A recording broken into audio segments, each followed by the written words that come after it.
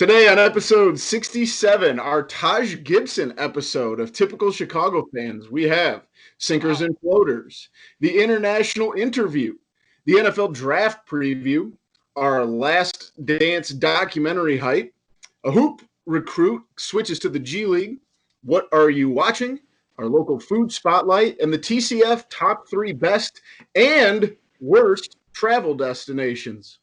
Let's roll. Hello and welcome to episode 67, our Taj Gibson episode of Typical Chicago Fans. It is me, your boy Boomy, on Twitter at BoomyTCF. Make sure you follow the main page at typical_Chicago. Go to Facebook, type in Typical Chicago Fans, hit that like button. Head over to Instagram, type in Typical Chicago Fans. You'll find us there. And most importantly, head on over to YouTube to watch all of our videos, our podcasts, our daily shows, our food reviews, all the other nonsense we do. That's on YouTube. Subscribe there. If you look on we actually have a new food review coming out. Sometime this is dropping Sunday. So on Sunday, sometime during Sunday, we'll have a new food review. We went to the Crusade Burger Bar. Go on, Boomy. That'll be out very soon, so make sure you check that out for some of the wildest shakes you've ever seen in your life. But also head over to Apple Podcasts for all of our podcasts. Subscribe, rate, and review. I'll fall on the grenade here. If you give us a 5-star review, feel free to roast me. I don't care. I got thick skin. But you have to leave a 5-star review first. If you're not an Apple Podcast user, you can find us on Spotify. Make sure to follow us there and download all of our episodes. Tonight, we got the whole crew here. Like I said, it's me at BoomyTCF. We got Zach Lilia at ZLiliaTCF. We got Pigoy at TCF Pigoy and Matt Schoolfield at Schools_01. Man, it feels great to be back in here. I'm looking forward to this every Saturday night now, boys. How are we doing? I mean, yeah, like I said, it's nice to we went to my sister's last night.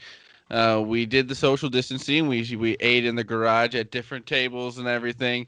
But it's just nice to maybe see some different faces, because that's the whole thing with this. It's like you don't really see a lot of different faces. You see the same faces every single day. So it's nice to talk with the boys. And you always know it's going to be a good time here. It's like, it said we all are sitting here. It's a late Saturday night as we record this. So we always are feeling good when we're recording the podcast. So it's always nice to see the boys. How are the dads doing? Matt, Pat, you guys holding up with the kids? Yeah. Oh, we're trying. Trying. No, I've got a grind, man. A new every day's a grind. Yeah, it's you mean every day's a blessing, right? Every day's a blessing. Yes. Every day is a grinding blessing. That is a great way to put it. We're sitting here. We are recording this April 18th, coming out April 19th. We're getting closer and closer to that May 1 date, so we'll see what the state of Illinois is going to do after that. But we got to thank our sponsors, first and foremost, Lodi Tap House, one of the best restaurants in the area.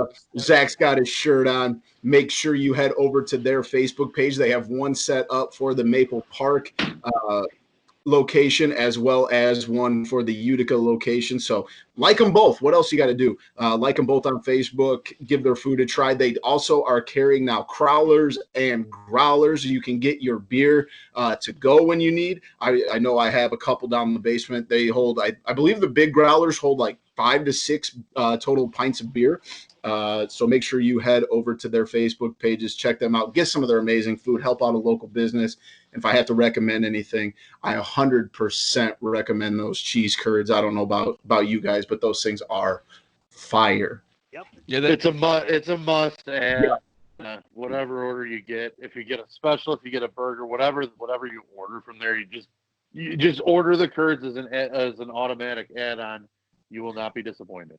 I maybe need to talk to him about this. I feel like anytime calls in an order, they should just automatically add it to people's order. Like, here's your cards, here's your curds. This should be like a the question should actually be, do you want a second order? That's boys, in additional. In Maples Park, they have 12 different beers on tap. 12 different beers you got to choose from there. So that's beautiful. 12, that is. And they are always changing. And it's always Illinois brews, too. So Yep. it's always beer Brewed, made yes. here in Yeah, so if you're getting it's tired of always your Illinois Busch Light and your Natty Light that you keep drinking out of your fridge, head on over, get your growler filled up, try something a little bit different. Pick up a T-shirt, too. It's one of the most comfortable T-shirts I've ever gotten. And I've Make sure you They do look good. Pick up some food on the way there, because might as well.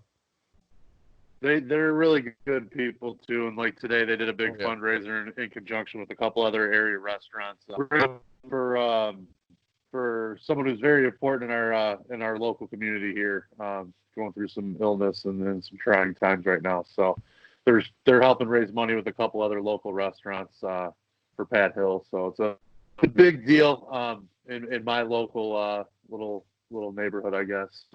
Shout out to them and shout out to the other their partners in that fundraiser too. Absolutely. You can't say enough about great people making great food and making it accessible to people. And like you said, Maddie, helping people out. But let's jump into it, boys. One of my favorite segments we do, sinkers and floaters. I'm going to jump right first. into it. No, I got to go first, please. All It's right. Kirk Cousins. It's my sinker. He's got a good one. No, my sinker's Kirk Cousins. I know it's gone What? way under the radar, but when he was going on about, he went out and said that he thinks that maybe it would be a good idea. It wouldn't be a bad idea if they didn't play with no fans. He's excited about the no fans because he can't take it. He can't take the pressure. He can't take the fans. And Kirk Cousins, his dreamland is to play in a stadium with no people in it. That is just how it is. He wants to play in a stadium with no people in it because that takes away all the noise, pressure, and that's what he can't do. He can't handle the pressure. Matt, so planting Boomy, his seed very early. Matt, Boomy, I need your thoughts on it. What about me? I don't need We know what your thought is. Boomy and Matt's thoughts on it. Booby, you go first. Booby, you take this one first. Hey, I gotta hear your thoughts. You can't really consider it a primetime game if there's no fans. So this is right up his alley. Thank you. And especially now he doesn't have to throw to. The Vikings, I think, I hate to be like this, Pat, but the Vikings, I think, are going to be down. I know they loaded up on draft picks, but you have no Diggs. You lost a bunch of pieces on defense. You need that pressure off your shoulders. This is a perfect opportunity for Kirk Cousins to get out from under that spotlight. I love it. Kirk Cousins is like that guy that, like, in high school that dominated, like, at the small school level.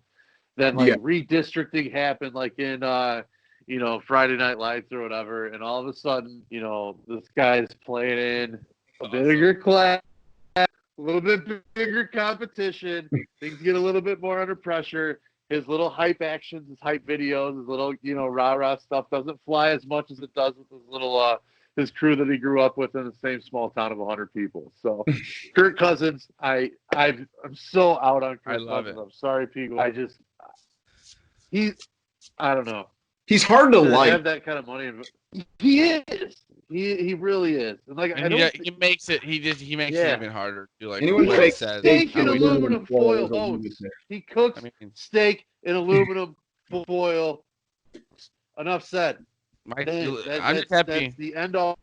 Like, who person does that? Say what you want about the Bears. Not a sane person. Say what you want about the Bears. They would never have a quarterback on their team that would do that with their steak. Let's just say that. Oh. As a Bears fan, who do you hate more, Kirk Cousins or Aaron Rodgers? Oh, Rodgers. Probably Aaron Rodgers because he beats him. I hate Aaron Rodgers more, for sure. but you got to respect Rodgers way more too. So like that's just how it is. No, I don't really respect Rodgers either. Fuck that guy. Okay, next question. I'm like, Kirk Cousins. At least I know. At least I know he can play. He's harmless. Like, respect his game is what I mean. Kirk Cousins is harmless. Like, he's good enough just to get you beat. Yeah, but that's why I don't really. I don't mind him. He'll win you games that you're like, well, you probably could have won that game, but yeah, I am on record. I will not badmouth Kirk Cousins because I want to be the guy that, if it ever happens, I'm in the right. You want to be right, but you're in the right corner. So I will not badmouth him. I won't do it. I'll just sit here. I'll take all the punches, and then when/if ever if it finally happens, he's your Jay I'll just be Cutler like, come for on, bring me. it. He's Jay Cutler for me then, for you. Like that's what Kirk Cousins is to you. I will It's Jay not Cutler for me. That's disrespectful. No, Jay Cutler is my favorite player of all time. I understand that he is, but like Kirk Cousins, why we don't like him is because his personality is so Jay Cutler has like a personality you like. Yeah, it's tough, but he's that dude. Like he's a dude. Like dudes. What I'm saying is like he has no friends. What I'm saying for Pigoy, though, is it's like the guy that you know is not going to win for you. Like, because we knew deep down in our probably not going to win a Super Bowl for the Bears. Like, he probably was not going to. But we all thought he could. Like, all right, Boomy, Boomy, just on to yours before this goes off the rails here. All right, my sinker is, and I know Pigoy can relate to this, is teaching. We just here in the state of Illinois got informed that we will not be going back to school for the rest of the academic school year. I know as a teacher, I did not get into teaching to do it through the computer, but, we do what we can. And it's just, I never thought that, this extended break, I'd be to the point where like I'm itching to go back. And I just found out I won't, be back to quote unquote real, like, the normal work that I do until August 15th or something. So that's a long way. That's a long way away. So just kind of stinks that it's the school year is over. Your hearts go out to the kids that might not get to walk across the stage, for their diploma or play, in a state championship baseball game or softball game or running the state track meet and all that kind of stuff. And, it just kind of stinks. It's just kind of the state of where we're at right now. And, just kind of a little bit heartbreaking. Yeah, I mean, it sucks. Like, I know I have a lot of the baseball players in class, and they're just so freaking bummed that they don't get to play baseball their senior year. And, it's like not even one game, like all this happened before the season's even started, and it just kind of a bummer. Kind of a, unfortunate set of situations for those kids. But Maddie, what about you? What is your sinker? Well, you know me, the smart ass in me wants to say my sinkers, the teachers that get 5 months off now. Yeah. I'll let that one go. But no, I'm just kidding. I totally understand what you're saying though. Like I got a niece right now, and it's tough. It's tough to see like what they're missing out on and stuff like that. But no, my sinker, I'm gonna go with and it's going to lead into further discussion later tonight, I know, based on what we're talking about here. But I want to get a little foreshadowing going. My sinker is the NCAA and also in part EA Sports. Because as we talked about last, started playing NCAA 14 again on the Xbox, inspired by our buddy Big Cat in his pursuit of national championship glory with Coach Gus Duggerton. Started playing the game on my own again and, in my free time. And the fact that there's been no games created since 2014 is an absolute abomination. It's unbelievable. Someone should be in prison. The setup of this game is so far ahead of its time. Like you've got imagine if it was recruiting. Imagine if it was progressed. Talking recruiting. They've got 3,000 prospects. Like they're made up names, but they've got unbelievable. Every year they've got 3,000 prospects coming into the game every year. You've got every college. You can move. You can rebuild conferences. You can rebuild bowl games. It's like so customizable. And it was like 7 years ago when this came out. How the hell did this just stop because of all lawsuits? So my fucking sinker is the NCAA and EA Sports for letting this happen.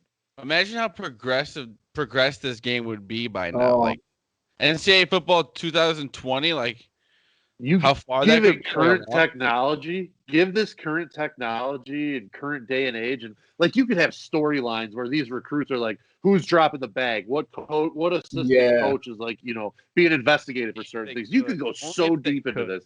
That'd be cool. Start thinking like Grand Theft Auto meets Madden. You know what I mean? Like just all of it. You got storylines, a whole new world basically. But no, we let it die because of a lawsuit. Yeah. Yep. Hopefully, I do think it will be back though soon, Maddie. So, strap in for that. Every now and then, their social media accounts would throw out that like heartbeat gif, like with the what was it? I forgot the heart rate monitor. Every time I see it, up and show like a little, Yeah. Every now and then they just dangle that little carrot out there. Definitely. Pigoy. My sinker is having to go to the grocery store because there are always lines outside the store, and I have to go to the store, which will be today when you're listening to this. I have to go to 2 different stores tomorrow.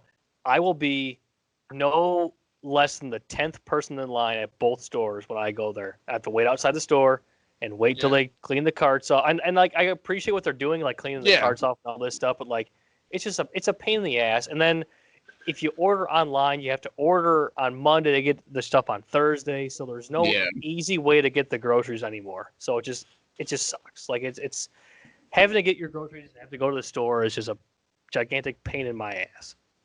Yeah, and it's ordering food from restaurants. That's all I've been doing. I'm gonna gain all my weight back. So yeah, and we're big proponents of ordering from restaurants and all that stuff like that. But like having to go get like just essential stuff has become such a freaking trial. It's crazy.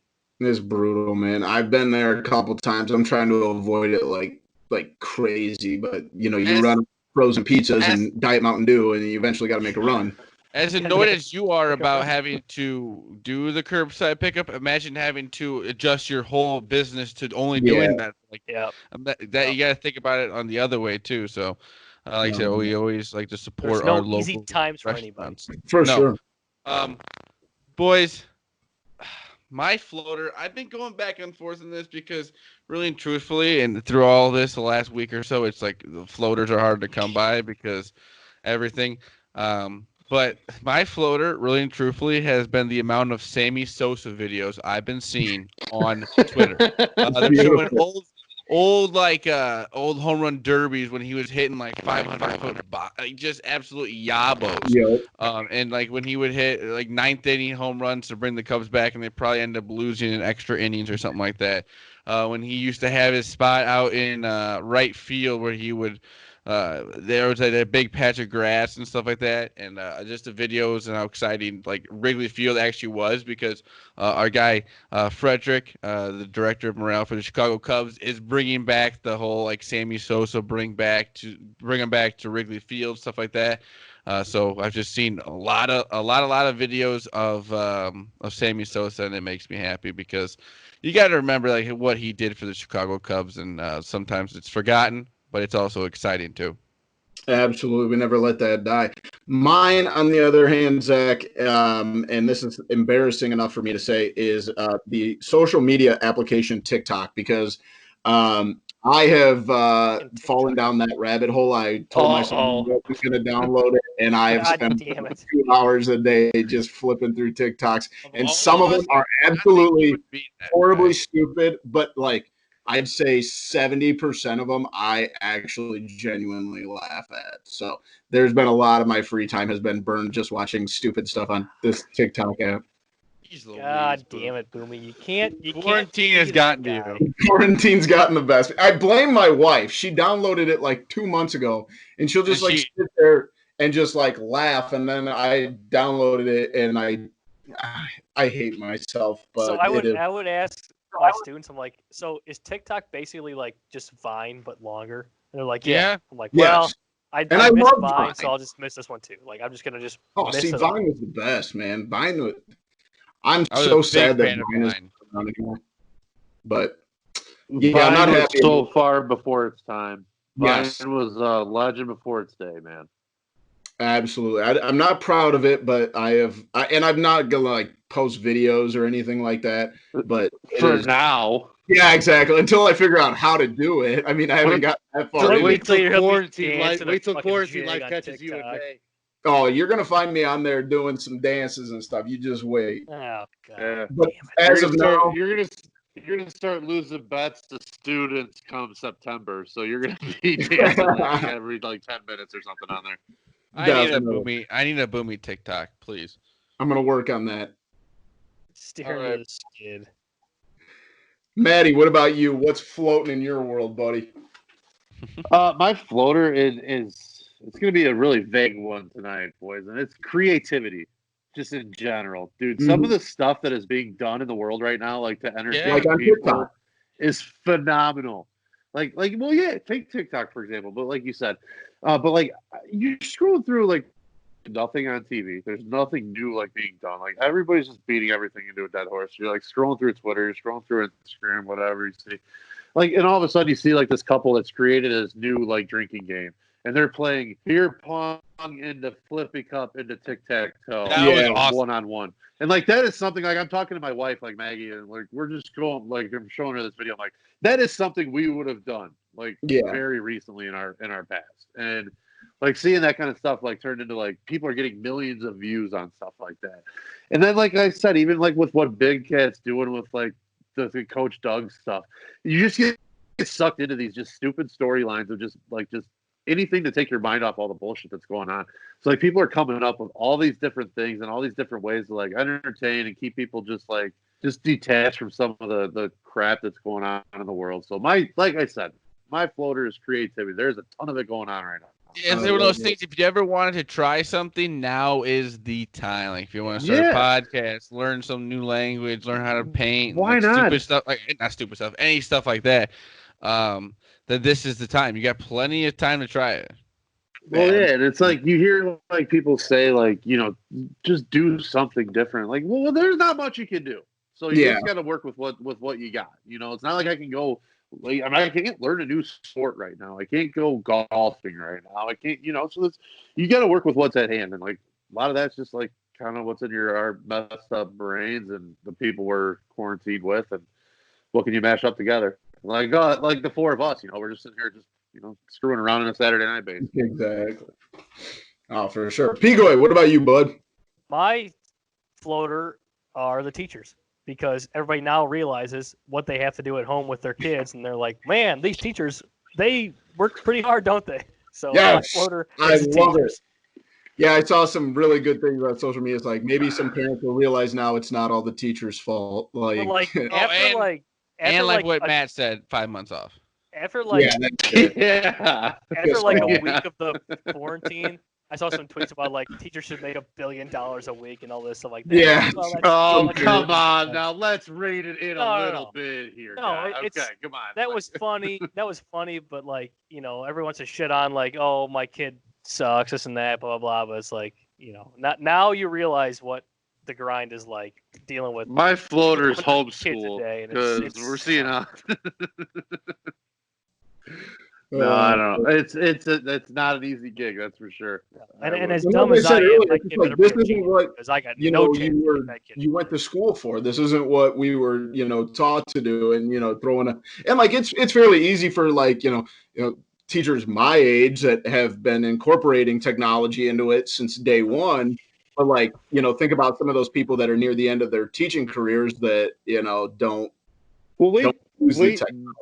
Aside from the teaching aspect of it, though, wait till like, you know, comes like fall and you guys are doing like individual basketball drills via Zoom, you know, with your you know, you guys as coaches.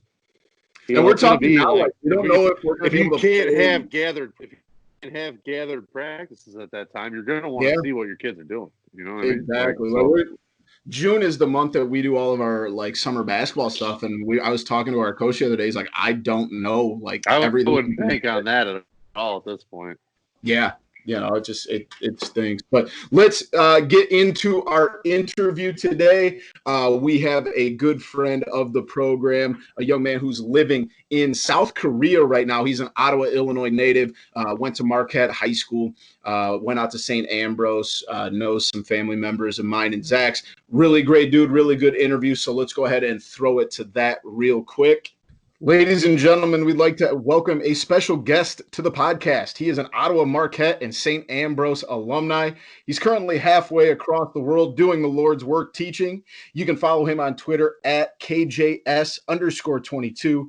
Ladies and gentlemen, welcome to the show, KJ Schultz. KJ, my man, how are things in South Korea today? Hello, gentlemen. Thank you. On this fine, what's today? Friday morning for me. A little overcast, but the coronavirus has calmed down and all is well. Thank you for having me. Of course, man. Good to have you. Let's get right into it. How did you end up in South Korea from St. Ambrose? So after Ambrose, moved to Chicago and did the whole find myself a job and live there and try to figure out what I was going to do with life. I was there for about 8 years, and then I went to Japan in 2014 to visit my aunt. She was working there with Accenture, and she was there on business. So I went over to Japan and stayed with her for 11 days. And after I left Japan, I came back and I was like, oh man, I gotta live overseas. Like this is something I want to do. Like completely different culture, completely different everything. And like, I was just like stuck in the mud at my job. I was like, I got to make a change. So I got my TEFL certificate in 2017, which is like, it's an online course or it's a course you can take in person. It just gets you a teaching certificate to teach, English as a foreign language. So did that and then just shipped over to South Korea in 2017. That's awesome. Wow, Where in South Korea are you at? So I'm in Seoul, so I'm in the city. Oh, wow. And then like I live close. I mean, most people are like, where do you live? And it's like, I live in Apgujeong, which means nothing to most people, but it's probably like a 15, 20-minute cab ride or bus ride to Gangnam. So I'm sure most people know, Gangnam Style, and it's like the big main hub of Seoul that most, people outside of the city know. We That's were talking to dance to at the bar too, so it's perfect fitting. It's just still a banger, man. Still an absolute banger. we were kind of talking before the show. We were doing this the night before. We're supposed to be getting a big snowstorm here in Illinois. There's not much snow that happens in like a South Korea area, like Seoul, South Korea, and stuff like that. No, not really. So we do have like all 4 seasons. It's basically like people are like, "Oh, you're moving to Korea. It's gonna be gorgeous and hot all the time." It's like, nah. Like we still have all 4 seasons, just like if you were living in the city in Chicago. Really, the only difference is like when winter comes, it is really really cold and it's windy, but like we don't get snow that sticks. Like we may get like a half an inch or an inch in the city, but it's going to be gone within a few hours kind of thing. The only reason we actually knew that was because Boomy actually looked it up because we actually asked each other. We were like, I was like, I know this may sound stupid, but like, I don't actually know if it snows in South Korea, like at all. I don't know. And Boomy looked it up and he said, yeah, minimal snow at most.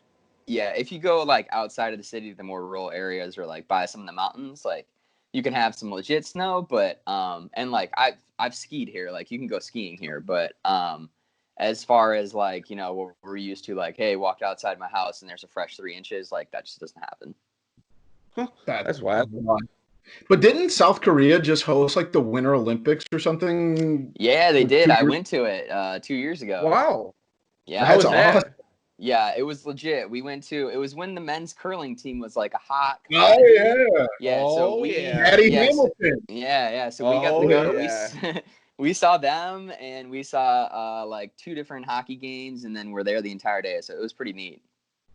That's incredible. Awesome. Yeah, it was a big like bucket list thing, and like me and a couple buddies went. And it was like when I first got to Korea, I didn't even know that they were happening in Seoul or like in Korea. So we got here, people are like, "Yo, are you going to the Olympics this year?" And I was like, "Oh shit, the Olympics are in Korea!" Like, yeah, let's buy tickets. Perfect timing. Yeah. The Olympics this year have been canceled, right? Yeah, they've been postponed. Postponed. Which we were gonna try to go to that too, because like Japan's only a 2-hour flight, and you can hop over there pretty easily. That's cool. So like we were hoping like, oh, let's see some like NBA basketball or just see any Summer Olympic stuff, because like the Summer Olympics is where it's at, but it's postponed, so I don't know if that's gonna be happening.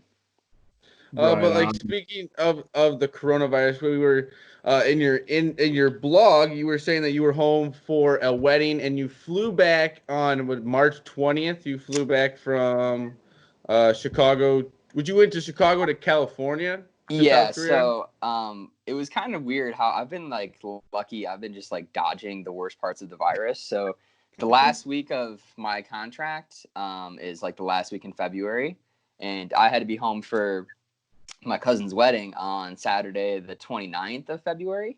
And so like leading up to that week, like school got canceled like the last 4 days because a huge outbreak happened in like a southern part of Korea in Daegu. And like huge outbreak. It was like, 400 people. And it was like the first, like, it was like, oh, it's only China and it's only Korea that kind of have this like big thing happening. And I was just worried that like, oh man, my flights are going to get canceled or I'm not going to be able to leave the US. So I left, and right when I left, they were like starting to like classify travel as like, it's a level 4, it's like critical, you shouldn't be traveling kind of thing. So I got out, I was good, made it to Chicago, stayed in Chicago, and I was supposed to be back on like March 8th and start my new contract. But that's when things kept getting worse over here. So they kept pushing the start dates of school back.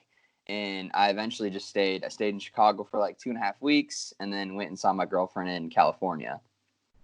And so when I flew back from California, it was like the last 4 days I was there was when Illinois and New Jersey and California just like shut down all bars and restaurants. So like me and her were basically just like chilling at her house like for 4 days. And we were like, man, you're not going to be able to fly back to Korea. And I flew back on the 20th, like no problem. And then, by the time I got back here, it was like Korea has flattened the curve and, it's terrible in America now. So it's like, I've been luckily dodging it. You seem like the good luck charm in all this. That's like, what wherever you go, like, it clears up. Everyone, like, when I got back here, they're like, damn, dude, you need to fly, like, to Europe next or, like, go to Alaska or just, like, pick wherever you want. For sure. That's wild. Yeah. So are you guys back to daily life? Are you in a shelter in place kind of like we have here, or are you pretty much back to full swing? So when I got back, I was like, you're supposed to do 14 days self-quarantine at your house. Mm-hmm. And the cool thing like about like it, the best part about Seoul is like they have everything under control. Like they're testing, like I can get testing no problem. It's cheap. It's all over the place. Like there's masks, there's just everything like is sent to your phone, updates. So when I got back on the 20th, like in the airport, like you're thinking like, oh shit, this is going to be a nightmare. But before you go through customs, there's just like, there's a COVID-19 station where you go through, you got your temperature taken, and they make you download an app. And you have to open this app every day and fill out if you have any symptoms. And within the app, there's like hotlines to call and doctors you can call and like all sorts of things if you need assistance. So I would, each day open my app and click, I don't feel any symptoms. And then if you don't like do it by a certain time, you get text message notifications and then someone will call you. So they're up on it. So like there's one day I was like, that's crazy. 8 or 9 days into it, I was kind of like, like, oh shit, I forgot to press this. And like, I got a message and it's like, hey, we will be calling you by this hour if you don't like complete the thing. And I was like, oh snap, someone's coming after me. I wonder what, like, if you don't even pick up the phone, I wonder if they like do. I don't know. It was like break your door down. Someone knocking on my door. Like, hey, how are you feeling in there? How are you feeling? Mr. Schultz. But after that, like, after the 14 days, like, they were like, okay, you can delete the app, like, you're cleared. And like, even in those 14 days, like, I'm not sitting in my house, like, going stir crazy. Like, I still went to the store, still, like, ran around the park to, like, get a good sweat in, like, things like that. Like, it wasn't total, like, man, he's in a lockdown government facility or anything like that. Yeah. When I got back, I was pretty surprised. So, like, I live, in one of the major parts of the city, and it's like I would go outside and, like, there are still a lot of people just sitting at Korean barbecue or out to eat or, like, the 6-foot social distancing thing, like, why it's encouraged still by our government here. I was surprised at, like, how comfortable everyone got once our numbers, like, progressively got lower. So it's just still kind of like that, like, damn, is there going to be a second wave? Like, is everyone this comfortable? But, as far as, like, going back to work and things like that, like, we've gone to online teaching, but I know some other schools have gone back to face-to-face. It's just kind of been, like, one of those things, like, they're pushing, I think, for most things to be back to normal, like, mid-May. But it just takes, like, we've been saying, like, And man, it's one kid comes into school and has it. It's like then we're shut down for God knows how long. You're back to square one. Kind of like with my next question was, you've been in this you've been in the United States and you've been in now South Korea. The fear, it seems like, is a lot more intense here in the States than it is in South Korea. Like you were trying to say, people are kind of going back. I feel like it's going to take a lot longer for us to, for some reason, get back into the normalcy of like going out and doing stuff. And even like you said in your blog, you feel like the Korea, they handled it almost so much better. Yeah, without a doubt. I mean, I think everyone knows like USA jumped on it way too late, and they thought it's not going to get us. We're fine, this and that. We waited till we were like, oh, we'll just let everyone go out for St. Patrick's Day. No one will do anything. They won't go out to the bars or anything. We'll just and then we waited to shut them down. Like that's when it was like, come on. Yeah. Korea's also has a leg up on most countries for this. I mean, they went through SARS and MERS a few years ago. So like they've had protocol for a pandemic of some sort of, foreign disease, like, getting people sick and things like that. So they've had steps to take, on certain things. And like, also like our phones over here, like everything is like, we get updates from the government, it's just like an emergency. So like when it first started happening, like we would get emergency updates and it would be like 2 new cases in Shinsa or 2 new cases in Hongdae. And you kind of knew like, oh man, there's 4 cases over in this area. So like, I'm not going over there. Whereas in America, like you don't know where it's at. Like if you go in Chicago, man, is there going to be 30 cases in the West Loop? Like, is there cases in my building? You just don't know. Well, because like you were saying with the testing is so accessible there, like I don't even know anywhere how close it would be for us. I'm in Paw Paw and Boomy's in Mendota, like where we would even go to get tested. Like we would have no idea. Yeah. Yeah, it's crazy. That's the thing too. Like, for the whole you have to like call a hotline number. Yeah, I think that's the scariest thing. And it's like, man, if you get it and you're going south and you don't really know like what's happening, it's like, it could get a hold of you and you could be really bad in 3 days and you could be on this hotline number for God knows long. Like, where are you going to go to get a test kind of thing? And that's been, I think, the freakiest thing in the States. How are they doing it? Is it they go by like the whole country does one thing, or is it like because we're doing like state by state, like we still like Wisconsin added like to like May 20th or something, and we're still on May 1st is when the Illinois is supposedly going to go off it. Like every state's different. Like is there one set time over there? Yeah, it's like one set time. So like we're I like that. Yeah, we don't have. There's no like West Coast time, East Coast time, nothing like that. It's just we're on 1 clock. We don't have don't fall. Yeah, that would help me a lot because I get very confused. Yeah, our clocks don't fall back and spring forward and any of that shit either. So that's nice. That's awesome. I hate daylight savings and stuff like that. Yeah, it's kind of like if you were to like blow up the city of Chicago like to a country size, like we have like neighborhoods in different areas and they're called goos, so like Gangnam-gu, and it's like it'd be like if you're going to the West Loop or you're going to Lincoln Park, except just on a countrywide scale. Gotcha. Are you guys back to like pro sports and stuff? Is that happening in South Korea right now?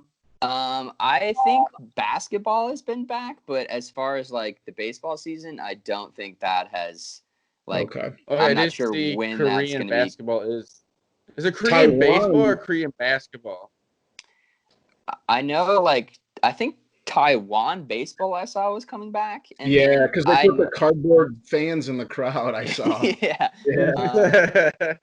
But as far as Korean basketball, I saw that like maybe even like a few weeks ago when I was in California that they were like scheduled to go back in normal time. So sports are somewhat back here, but like, that's not really doesn't matter. Like we need the NFL and the NBA. Well, and like they were saying, a lot of the teams, like if they did have players from like the United States, like they were making them stay there, and like they were just like, no, we're going home. So like a lot of the players have kind of come back, and they're probably not going to go back for a while. So, Yeah. what like being in how long have you been in South Korea? So this is going on my 4th year. What's your favorite thing about it, and what's your least favorite thing about it? Favorite thing about it is probably the ability to travel. Like I've been to Thailand twice, I've been to Bali twice, I've been to Japan, I've been to Taiwan. Wow. Just within those like few years, and like you only have a few weeks here or there, like during summer or Christmas break or whatnot. But it's like everything's so close in Southeast Asia. That and probably just the people you meet. Like, I mean, you have your buddies from college or your buddies from high school back home or the people you work with, but like, when you get over here, you don't know anybody. So it's like you're on the ground just not knowing anybody, and just the people you meet through different organizations or randomly at the bars or coworkers. There's just a dope little like community of expats that stick together and make friends with friends and things like that. So that's probably the best. And the food's good too. Yeah. The worst is probably the distance. Like 14 hours time difference sucks, like no matter what. It's what, Thursday night for you guys, Friday morning for us. Yeah, it just makes it's annoying. It makes watching sports a bitch. It makes talking to your friends and family back home a bitch. It's just that kind of stuff's probably the most annoying. Oh yeah, because usually like when like NBA and stuff's going on, it's gotta be like in the middle of the night. Yeah.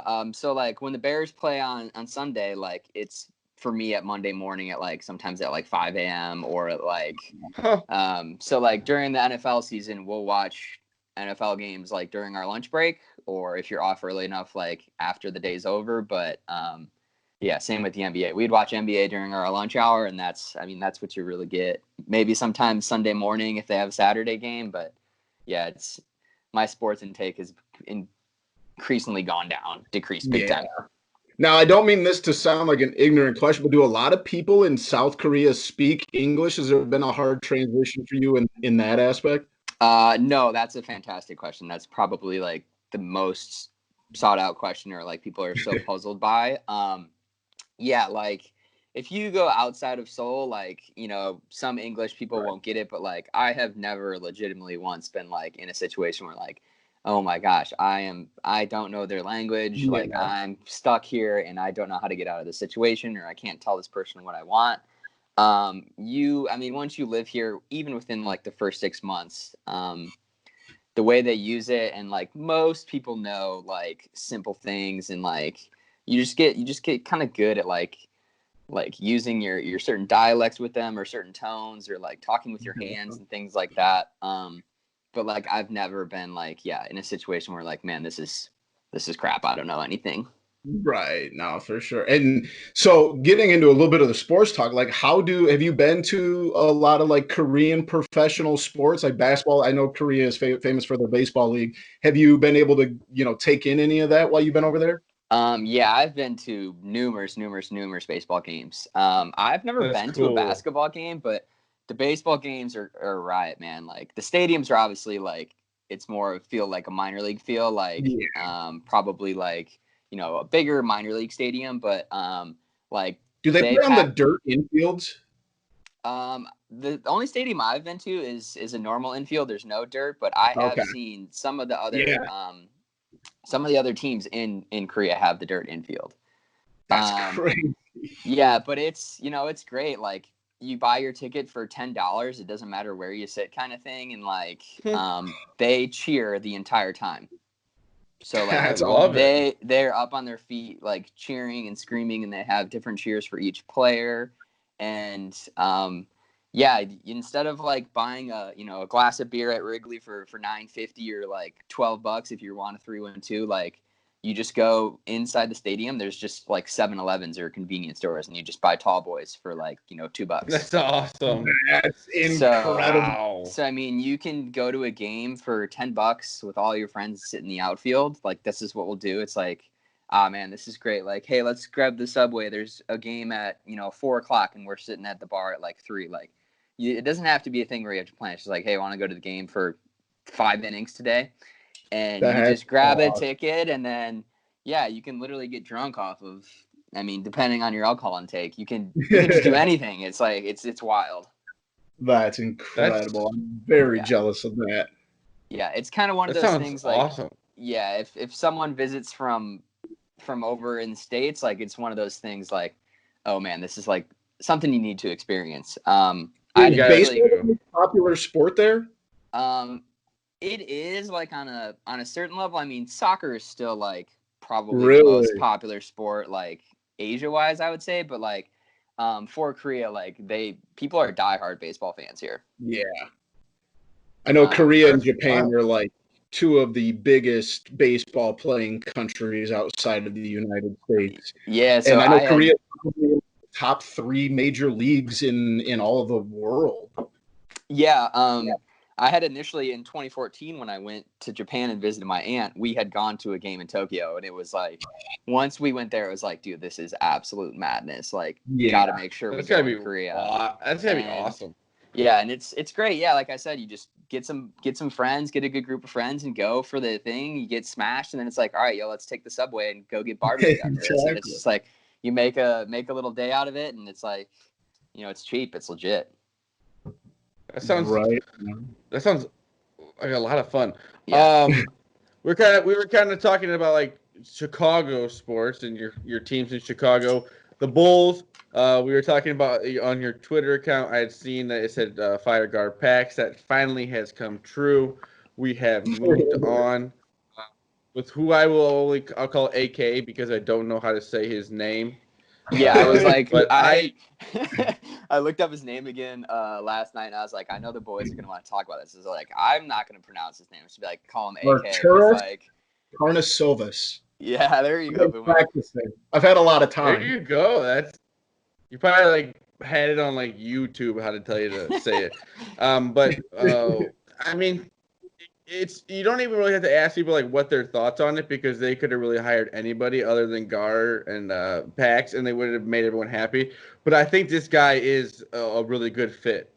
Yeah, I agree. Like, you saw how Denver's completely like turned their team around since like 2014, 2013, and like they were what, number 2 or 3 in the West before all this virus stuff happened. Seed, yeah. Yeah, and like they're one of those teams like them in Utah this past like few years. So you're like, let me look at the West standings today. I need to see who's up there, and you're like, shit, Denver and Utah are so good, but like you never know like who's in the 3 and the 4 in the West, and you're like, probably Houston or probably the Clippers, and it's like, nope, Utah, like, or nope, Denver. It's just, and like let's hope in a few years' time the Bulls will be the same in the East. Absolutely. He's drafted Jokic. Yes, exactly. The development side, Jokic, Murray, Porter Jr. Jokic, all better than Michael Porter. You really don't know yet how he's going to be, but better than all the players that he's drafted with the Bulls, other than Derrick Rose, which kind of fell in their lap, and Jimmy Butler, and Joakim. Yeah. But, I mean, they just last few years they haven't been able. They've just drafted poorly. Yeah, I mean, they've had 22 years to do it. So you throw it, you fling enough crap at the wall, you're gonna hit on a couple in 22 years. Yeah, it's gonna stick eventually.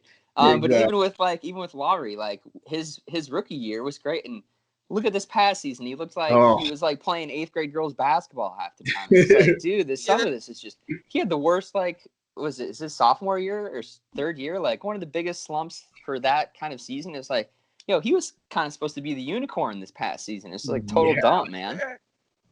And it's one of those things. Is it on him or is it on like having Jim Boylan as his head coach in the front? Like you just don't know because it's like this whole thing is so messed up. Like it may take Lowry going somewhere else to figure out what his real talent is. Yeah, and that seems to like sucks.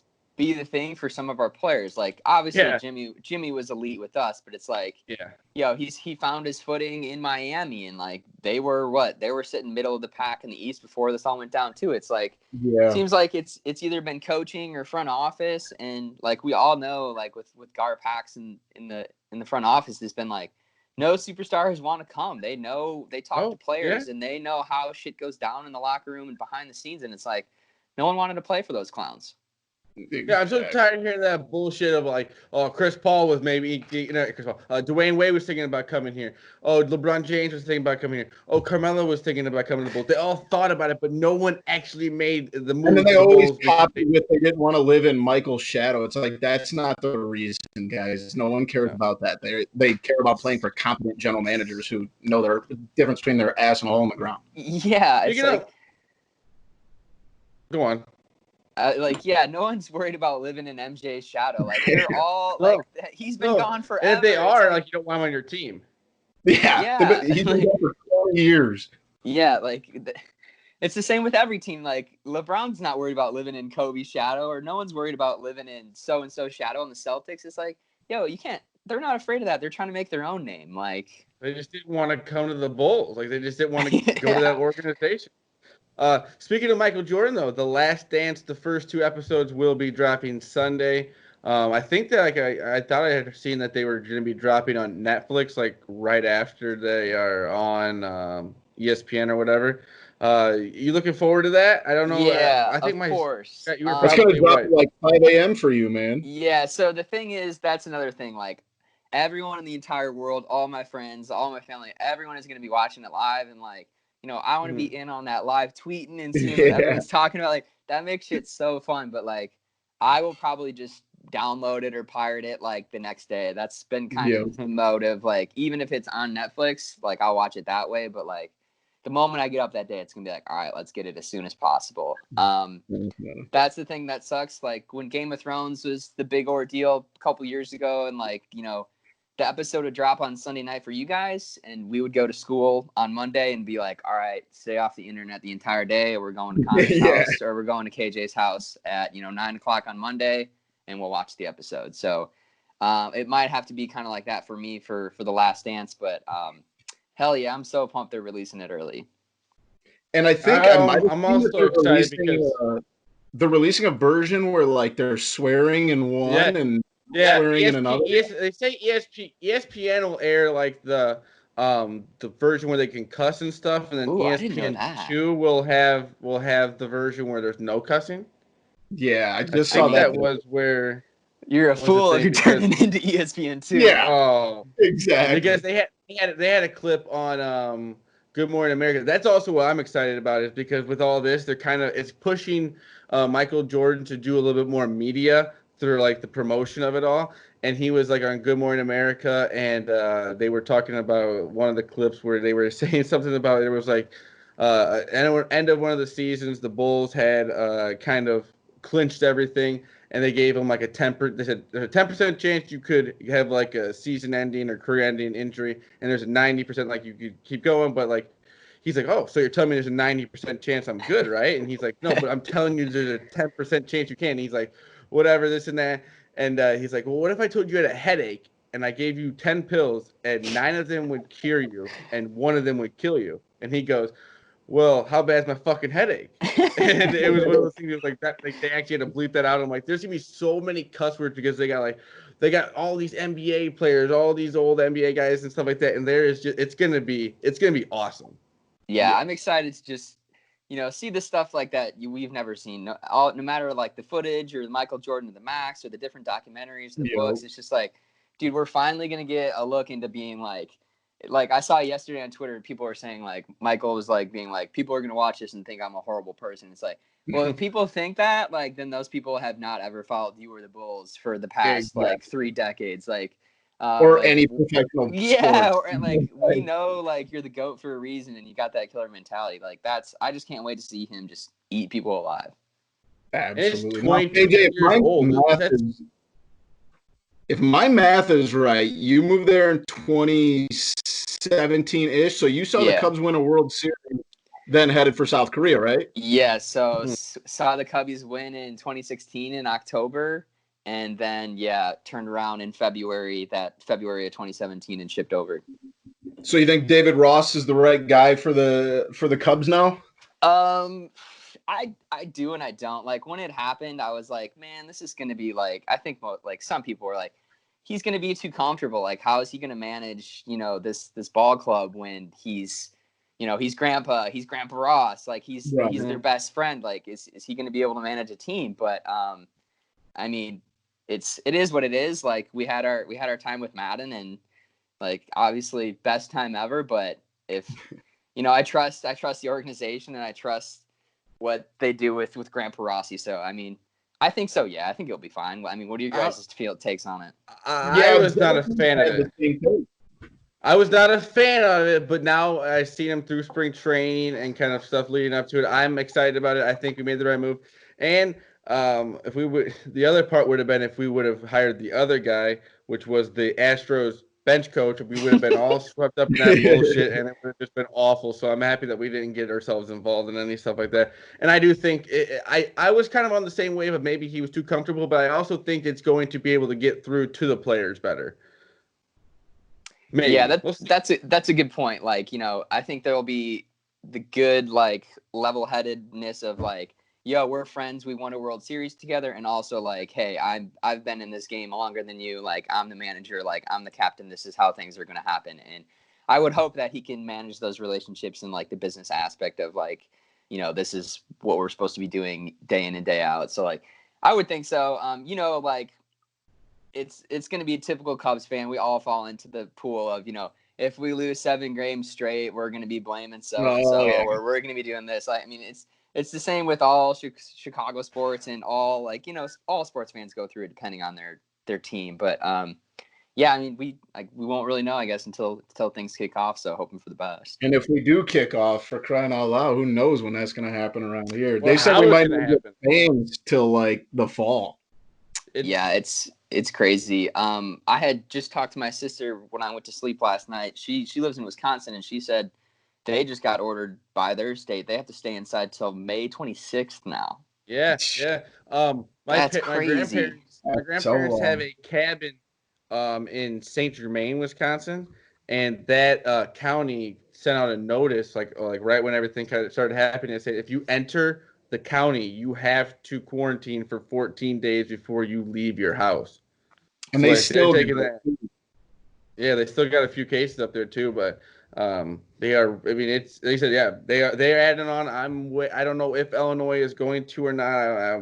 It's kind of waiting over the next few days to see. I know New York added on till like May 15th today. New York's in a really bad spot, though. Yeah, I would think, like, if there's one state, obviously we know by just looking at numbers, like, if you're in New York, you got to be staying indoors. Was it Virginia that or someone that went all the way until June? Right away, they went right to June. Yeah. Well, New York's having a problem. They're, like, contemplating the possibilities of having to, like, build mass graves. So they're in a lot worse situations than a lot of places. But yeah, it's just one of those things. If you look at it, like, it's just so many people in one area, like in New York. Like, and it's just it was nasty before this all happened. Like, it's just. Yeah, I think. I gotta ask him this, KJ. Before we wrap things up, I've got to know, what do you miss most about the Illinois Valley? Is there a special food place? Is there a bar? Is there something specific that you miss the most? Obviously, other than family and friends and all that good stuff, is there a specific place that you think about it all the time? I don't know if it's a necessarily specific place, but food-wise, it's definitely pizza, like, without a doubt. And, by Angie? By Angie's, yes. So I got myself by Angie's before I came back. That for sure. But just, like, really just any kind of pizza that is, like, I'm not even a deep dish guy. So, like, I'm just talking like normal, like, Pequod's or Peace Pizza, or, like, even just some normal thin crust like Giordano's, just something like that. That is, like, I mean, the pizza here. There is, but man, it's different. It's just is not the same. Yeah. There's a few places that can hold their own, but, like, it's not the same as, drinking beers with your buddies and, like, getting a good pizza and watching some sports. So that's probably, like, the main thing. And then outside of that, it's just, like, yeah, I mean, I haven't seen some of my friends in, like, it feels like, 2 years or, like, a year and a half. Yeah. I've missed weddings and things like that. So, just seeing the people you grew up with and that you're, really tight with, it's just like, you just got to sacrifice some of those things. So That's definitely the big thing that I missed that I wish I could, I could get. No, definitely. Well, we would like to thank you so much, KJ, for coming on the podcast. It's at KJS_22. Deuce, yes. There we go. Great mind right there. That's how I keep that right up there. Thank you for coming on, kind of explaining all this craziness that's going on. You've been in 2 different areas while this is going on, and we've also found out you are the coronavirus good luck charm in a way. I am. So you warded away. If anyone wants me to reach out and fly across the world and pay me to do it, let's go, baby. But you know what? We're gonna.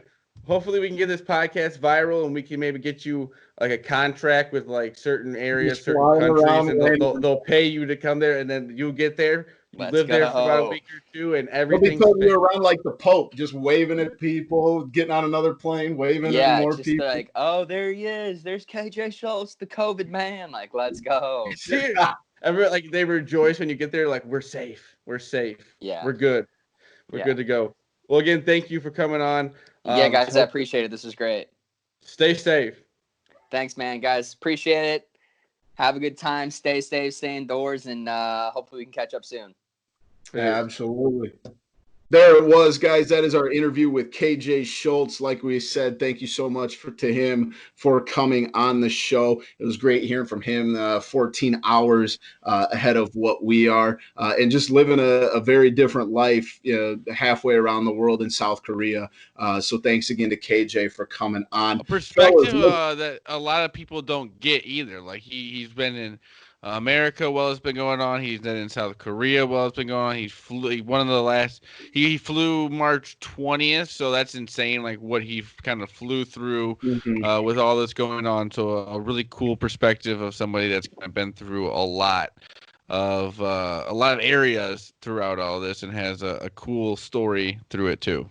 And as we said, the Corona good luck charm, he's gone to places and the curves have started to flatten a little bit. So maybe that'll keep working for him. And it also kind of shows how South Korea is a little bit more advanced with it, but they did it right. They did the precautionary things right, and apparently we're trying to, but it's not going as well. Definitely. Like you said earlier, good to hear just a different perspective. But, fellas, let's get into it. The NFL draft is coming up this week. Thursday night is the first round. Second and third are Friday night. And then I believe 4th, 5th, 6th, and 7th are on Saturday. Always, and it's going to be weird, all this is being done digitally and through the internet and all that stuff. But it's still always one of my favorite weeks. I always find myself on Saturday sitting and watching, see what kid from Tulsa is going to get picked in the 6th round with the 8th pick and all that good stuff. So do you guys, first of all, let's get into it. How much do you guys like draft week? Is that something you sit down and watch for 3 days? Usually no. I mean, I'm not usually a guy who will go into the draft thinking I'm going to watch the whole thing. But guess what? This is as different of a draft as ever happened. There's been no sports before this. We are just trying to cling on to any kind of live sports event, anything that we can find, and this is going to be it for what is it, 3 days? Is it Fridays? Is it Thursday, Friday, Saturday? Yep. And just kind of the way they're going to do it too. They're going to be trying to do it all virtually from people's houses and how that's all going to go. So I think it's going to be the most watched and the most, I don't know. It's just going to be. There's a lot of things that could go wrong in this whole thing. They said it's all going to be virtual. It's just going to be. He said, being a Bears fan too, we don't. I think is it 3rd round is our first pick. I think, or maybe sometime in the 2nd. Second. So I think we're looking at another. Oh wait. Speaking of that, Trey Burton. See you later. Bye bye. See you later. I mean, we're down to 9 tight ends now on the roster. So so that's what I was also going to say. I think the Bears will draft a tight end. Probably. But for me, I'm looking forward to the draft itself, but I'm also just looking to the event that we will maybe never see again.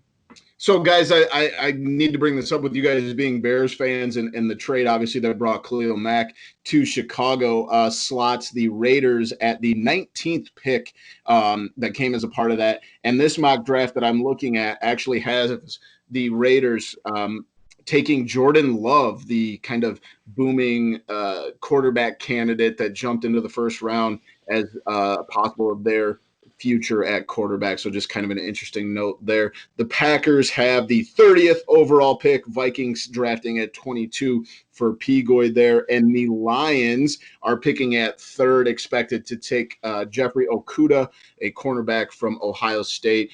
Joe Burrow's got to go number 1 overall though, right, guys? I would think so. Yep. I would hope so. Something insane. My book just posted their early draft props, and Joe Burrow is minus 5,000 to go first. Oh wow! I mean, I just don't know who they would take. I mean, they're not taking. Well, especially Cincinnati's want a quarterback. They need a quarterback. So yeah. Now, Chase Young probably. Pigo, do you have those odds up by chance? What Chase Young is expected to go second, because that seems to be the consensus second overall pick. Yeah, he's probably second. There's got to be as big of a lock as Burrow. Yeah, that's kind of what I was thinking. It's probably going to go Burrow, Young, 1, 2, and then like third pick's kind of up in the air. So. Yes. Now, if you're sitting in the top 5 a team, let's say like Miami or the Chargers, Tua or Justin Herbert, who are you guys taking? I'm going to go with Justin Herbert. I like the kid that is proven to be healthy. That I just think there's less of an opportunity for those injuries to come in. And Herbert's, had a pretty decent college career. What are you guys thinking? I'm taking Tua all day. I'm taking Tua in a heartbeat. I think he's been in the bigger games. I mean, it is a big risk with the injuries and everything. He's, I think, very recently kind of had some, not injuries, but just kind of little setbacks.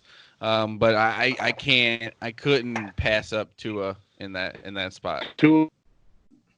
Tua is a professional quarterback, 100%, no doubt. In the current landscape, the way those guys play now, he's a prototypical what you're looking for from that spot. Here's my only thing there. He's the last left-handed quarterback to play in a playoff game. Michael Vick. Yes, and that was what, 10 years ago? No, I'm just messing with. It's weird to me still seeing a left-handed quarterback out there. That's but true, though. You shut up. Steve Young was a no. I just said it's true. Like, you're right.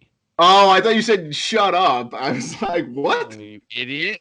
Now I'm going to call you an idiot. Move on, idiot. All right. What are some of the things that you guys think that the Bears need to fill the most at immediate? Like, that's the thing they need to focus in. Offensive line. Oh, well, offensive line. They need to trade up for the number 1. They need to trade up for the number 1 pick and get Joe Burrow first. You're done with Mitchell? So outside of that, yeah. Well, I've been done. No, all of that. Yeah, offensive line. I agree with Zach there. Maybe some wide cornerback. They actually, the one mock draft that I pulled up from, I think it's SB Nation, has the Bears in their first. They have 2 second-round picks, taking 2 an offensive lineman, and then in the 4th round taking a wide receiver. And that's another position I was going to bring up. I think they need a little bit of help at wide receiver. Just very heavy wide receiver draft this year. Yes, I think that's a. It is. I think that will help a lot for the Bears. It is. Offensive line, wide receiver. If the Bears can get Grant Delpit, safety out of LSU in the 2nd round, that would be a monster pick. Because that guy was a top 10 pick last year as a junior. Came back as a senior. He played hurt on the national champion team. Kind of was, in the background a little bit from some of the other bigger players that showed up this year. Like Patrick Queen stepped up big time this year, and he's kind of led the defense from the limelight perspective. But Grant Delpit is one of those safeties that controls the secondary. He's everywhere you need him to be. Like I said, he's a top 10 pick as a junior if he would have came out. Now all of a sudden he's a mid-second rounder just because he was hurt last year. I'm not buying it. You give me a guy like that. He's a ball hawk. He's a leader in the back. The second, I'd love a guy like that to go with Eddie Jackson.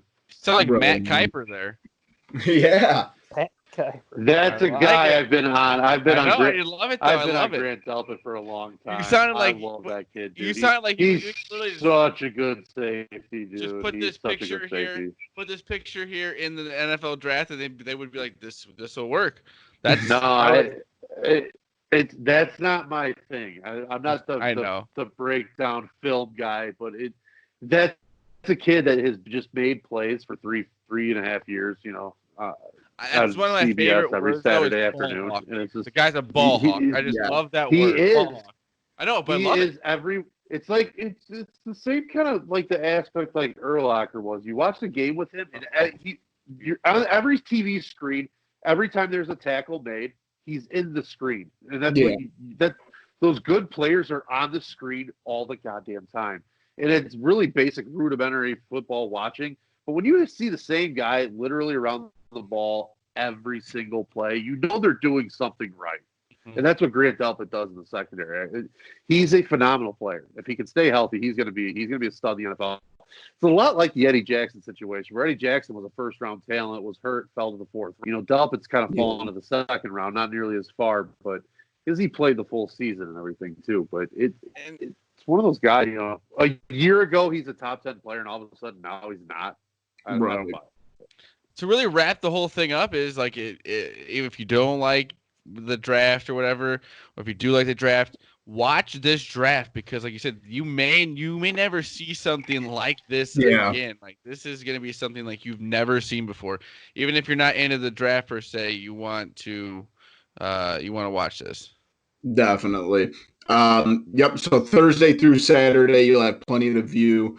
But let's get into something hitting us a little bit more quickly.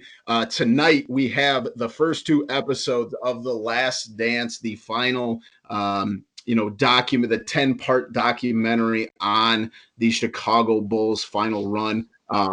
Boy, did you guys watch those 5 minutes? Oh my God! Yes. Did I watch it? I've watched it 100 times right so far. But it also shows you where like the narrative's gonna go. It's gonna be a lot of like against Jerry Krause. You got Jerry Reinsdorf on there pretty much saying like, yeah, we were told a lot, like a lot of these guys don't want this guy. He's kind of a rat in a way, but he gets the job done is what he said. So that's kind of where you went with it. And you also realize that Michael Jordan, he says fuck a rebuild is what he says. He says I don't even want to hear those words is what he is pretty much saying in those 5 minutes. Is if you're gonna rebuild with players that don't want to win, why would I want to be on that team? Like that's just one of those things like you realize what kind of a competitor he really was. Right. And I think like the biggest thing here is like, and me and P. Goy are the same age. Like this was very, near the beginning of our sports watching experience. Right. Like I had, and Matt's talked about this at length, like he remembers where he was during these games. And I can vaguely remember, like where I was, in that 98 run, in Utah and all that stuff and, different games here and there, but like, it'll be kind of nice. And Zach brought this up when me and him were talking earlier to watch this with our, your dad or your uncles that live through this. And they can be like, oh, we watched this game here at this place. Kind of like Matt had went through, we watched these games at my grandma's. Like, that's the part I'm looking forward to the most is like, just kind of reliving those very, very early days of my sports viewing pleasure, I guess. I can't stress that enough. Even if you're not like physically with them, even if you're just like talking to them after you guys watch an episode with your dad, your uncle, whoever it may be that you have that connection with, can't suggest that enough. If you didn't live like through it, it was great for me because like I was in the prime time and I was 15 years old. That's like the absolute prime of like sports watching. You have like. Right. You're not invested in anything else. You don't have anything else to worry about. It's like school, sports, your own stuff, and what else? Like girls. So it was like that was my life, and I can't wait to go back and watch it. Like I'm just dying to watch it. I watched it like I said, I watched the trailer no less than 15 times right now, and it's gonna be really, really cool for me. I can't wait. I'm actually lucky enough to be like living with my, I guess lucky not for them, but lucky enough to be living with my parents right now. So me and my dad will be watching that tonight well, this is Sunday tonight together. So like I'm really excited just to hear his point of view, like his perspective. He was in his 20s. He had to be in his 20s when this was happening. Third. I'm not good with the late 20s, early 30s. Yeah, so he was in his prime of like his sports watching, and like he had one of like the greatest runs and stuff like that, and like with the Bulls and stuff like that. So I'm just really excited to see like just be able to like hear Like, see his the world stories. through his perspective at the time. And it's kind of and I don't mean to be like I guess sentimental in a way, but like it's crazy because the living room that we'll be watching it in is the living room that he watched in, because it's the same house that they lived in for a long time. Awesome. So that's even cooler too. Like me and him will be able to watch it. That is I was probably cool. 3 years old when this was going on, so I was probably sitting right next to him while the games were going on. But it's kind of cool to think about. No, definitely. Awesome. I love it. Another thing. Let me suggest one guy to pay attention to too as we go into this. Tony Kukoc is going to be the guy you want to watch. That is going to be the guy you want to pay attention to, because I cannot wait to hear his stories. Because he was coming over. Oh, sorry. Go on. Coming over, he was drafted like 91 and stayed overseas for 4 seasons. And then came over after Jordan walked away the first time. So he was there like as a transition after Jordan's first retirement, 95 when they lost to 94 when they lost the Knicks, 95 when Jordan came back, he was on the team, they lost them. And then he became, his sixth man on the 96, 97, 98 teams. It was winning sixth man of the year. But this was a guy who was winning European MVP like back-to-back years. Like, this is a guy that was like, he was basically like what Dirk Nowitzki was at one point before Dirk changed the whole entire landscape. And this was European basketball at its finest coming to the Bulls with Jordan, with Pippen, and this is a guy that his story is phenomenal. I will say that. And there was a really good 30 for 30 with him and Vlade Divac too. Yes. You guys go back and check that one out. It's also kind of cool to see, like even with like the reporters that are gonna be popping up, like guys that you know from like with me, like kind of getting into like the radio aspect and the media aspect, and kind of like knowing or like figuring out who guys were, like Jay Dondia. I didn't know that he was covering the Bulls back in like I think it was like 93, 94 and stuff like that. Like it's gonna be kind of cool to see those guys pop up in interviews and stuff. Sylvie was a beat reporter for the cool. He was a beat guy for that team. It's gonna be cool, like that kind of stuff's gonna pop up. To go back to like I said about Kukoc though, like that, I mean, he was that 30 for 30 that I was telling you about was Kukoc. It was Drazen Petrovic was the real key storyline of that one. So that was a phenomenal one. Kukoc was a big. That part one of that damn near made me cry. Backstory. That was insane with the whole the war in the Balkans with Czechoslovakia and that all. That was a crazy 30 for 30. If you really want something good to watch, go back and watch that one. But boys, man, like I'm dying for tomorrow.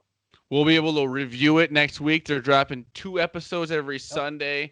It's 5 weeks of it, so we'll be able to review the first 2 episodes next week and look forward to the next 2. So that's something to look forward to also, boys. It's going to keep the fuel to the fire of the podcast, stuff like that we do as sports media. That's what's going to help us get through the next 2 months here. So it's exciting. We got the draft and we got this documentary, so we got some stuff to look forward to. Definitely. Staying in the basketball world, a California high school prep star, Jalen Green, the #1 prospect in the class of 2020, according to ESPN 100, has made his decision on where he is going to be playing basketball next year. And it is not Duke. It is not North Carolina. It is not Texas. It is not Kansas. He's going to the G League. Yes, he is going to get money, and I love it. And I got into an argument with my cousin on the other side of the family, not Zach, about this on Twitter. He's a Duke diehard, and I said, this is the right decision. Like, screw the NCAA giving up a year of not making a dime.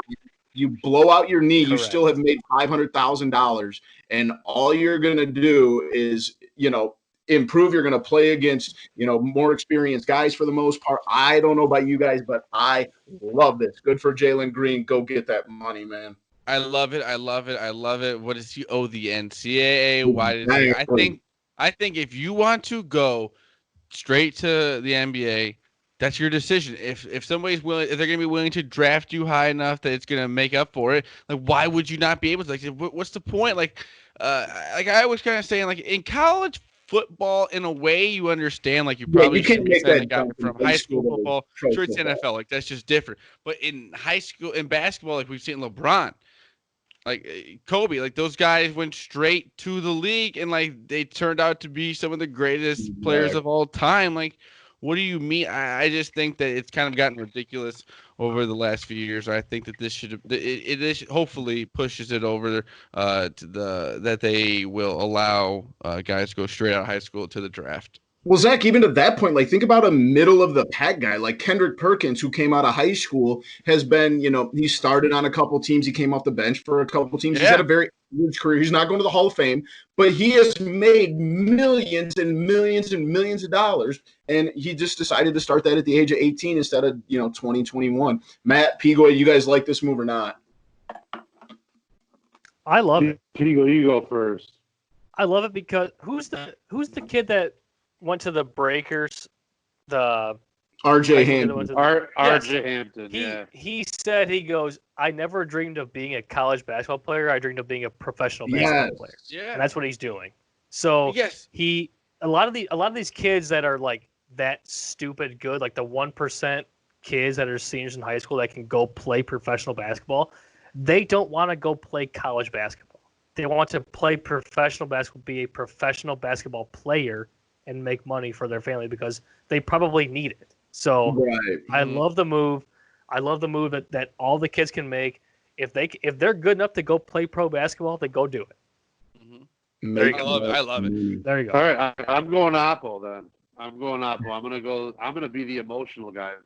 I'm gonna be the sensitive guy on this topic. I love college basketball with a passion. Absolutely love it. It's been like March has been my favorite month my entire life as far as I can remember sports back. The tournament is everything to me. And the fact like you just see it just like withering away. No, Matt. Like, what I gotta say to that is that before this all happened, even when Kobe, LeBron, all those guys were going to the league, college basketball was still fun to watch. Like there are going to be enough kids that are still going to want to go play college basketball or going to need to go play college basketball just to like get to the league. I still think that it'll be. I don't think that college basketball is going anywhere. Yes. No. Let me finish though. I agree with that. I think that it just sucks because like college basketball they're going to start losing the best players. It's the facts. It's the way it's going to be. The G League is going to eventually be the route most people go. There's going to be the college aspect of it, but the NCAA has no one to blame but themselves. But the NBA's got a little bit of a part of this too. There was a tweet Mark Titus sent out that when the NBA decided to restrict the rule entry into you had to be at least 1 year out of high school, corruption skyrocketed in the NCAA. Yep. Therefore, greed then skyrocketed. That created the avenue of needing a league like the G League to start playing players to be able to create that amateur avenue. So the NBA kind of created a lot of this in the first place. Now they're going to be able to profit off it. So I think there's a little bit of that aspect too that I think people are losing sight of. No, but I'll never cry. I don't blame the kid one bit. I blame the kid one. Blame the system. Don't blame the kid. The NCAA is the biggest culprit of this all. It's the worst. It is going off about the NBA. The NCAA is a sham. It's an absolute sham. And the kid, for that kid, if he has that option, by all means, go make your money, dude. That money's not going in. That money's not guaranteed tomorrow. So go get it. That was my point too. Tonight, like, you have the opportunity to go do it, then go do it. I'm just speaking from my own personal selfishness that if college basketball starts just deteriorating, that's going to be a big blow. Yeah, that sucks. I don't want to see the best amateur players not playing college basketball. I agree with you on that. Still matters. I don't want to see, like Zion Williamson playing for the, Fort Wayne Mad Ants. That would never happen. He would just go straight to the league. Right. And like Matt makes a good point though. The system is screwy and it's a joke. The NCAA is a joke. The NCAA is a joke. Absolutely. And hey, by the way, I googled Kendrick Perkins' net worth, and it's $40 million. So Yeah, Good God. Good he'd God. just fine That's averaging awesome. 5 points a game in the NBA for 782 Go games get 5 it. points and Go 4 get fouls it. a night. That's crazy. for almost 800 games. He'd have just What's Eddie Awesome, though. Curry's? That's awesome. What's Eddie All right, Curry's all right, real I'll quick? Eddie Curry probably still has a lot of money. Oh, that's long gone. Come on. Oh yeah, well he had to replace all those medicine balls he kept popping. Yeah. That's besides the point. Yeah, that was it's that was $3 low. million. I apologize. 3? 3 million. Yes. Dang. I don't believe that for a second. I'm gonna look up Eddie Curry on Basketball Reference here, real quick. Why would you not believe what? Well, he played for like 10 years. Yeah, but like half of the time he was paying for like all of Chicago. Yeah, you're right. And Eddie know what I mean? Curry Like, was blowing money. He was there you go. blowing Eddie money Curry- like a madman for a Eddie while. Curry Yeah. in He had too much fame. He never got 527 drafted by games. the Bulls in a way, because like he came back to Chicago, and unfortunately for he him, never had to leave. He went from Thornwood straight up to the United Center. All right, in his career in the NBA, he played 527 games, averaged 12.9 points and 5.2 rebounds per game. There should have been a big red flag when he didn't average 10 rebounds a game in high school. That should have been a big red flag. That this guy's like 7 foot. He was 7 in high he was school. 7 not foot, getting 10 295. rebounds. If you're 7 foot and you're like somewhat athletic, you should be able to get He 10 had 10 rebounds. rebounds in the He first was quarter. 7 foot and extremely athletic. Yeah. All right, fellas. Don't we know somebody who's 7 foot that like went to Ball State? Yeah, a family friend of ours.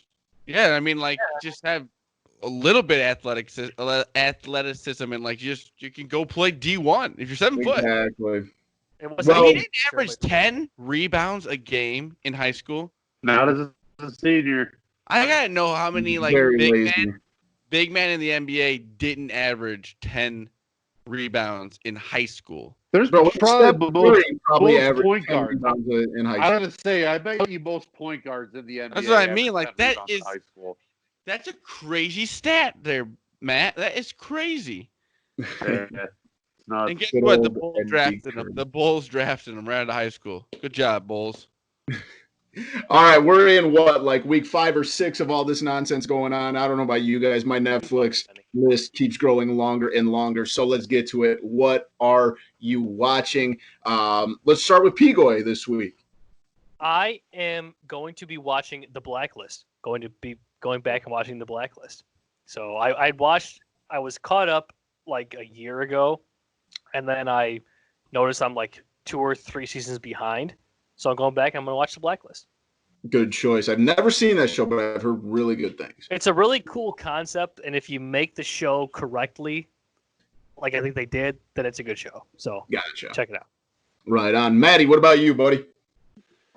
My wife's a big fan of she really likes that show a lot. I never got into it myself, but she'll back you on that one. For myself, I've been watching. My big thing was whenever I go to bed, I just usually always pop The Office on. And fucking love it. See the episode so many times, and like I love it so much.